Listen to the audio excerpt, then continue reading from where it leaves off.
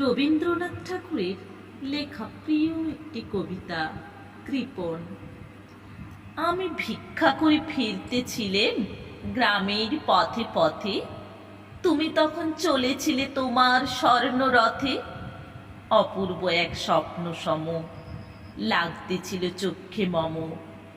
কি বিচিত্র শোভা তোমার, কি বিচিত্র সাজ। আমি মনে ভাবতেছিলেন এ কোন মহারাজ। আমি শুভক্ষণে রাত পোহালো, ভেবেছিলেন তবে আজ আমারে দ্বারে দ্বারে ফিরতে নাহি হবে। বাহির হতে নাহি হতে কাহার দেখা পেলেন পথে, চলিতে রথ ধনধান্য ছড়াবে দুই ধারে।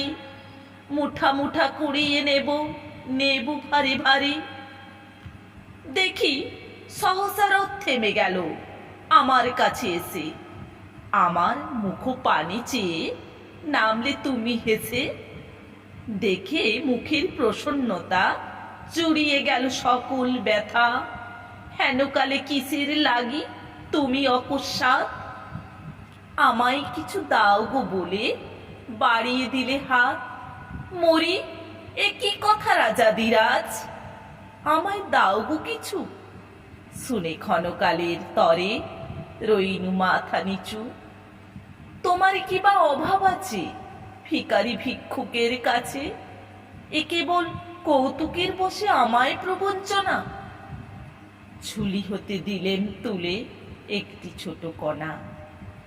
যবে পাত্রখানি ঘরে এনে উজাড় করি, এ কি ভিক্ষা মাঝে একটি ছোট সোনার কণা দেখি। দিলেম যার রাজ ভিখারি রে, স্বর্ণ হয়ে এলো ফিরে।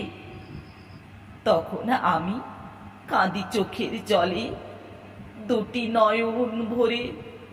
তোমায় কেন দিইনি আমার সকল শূন্য করে।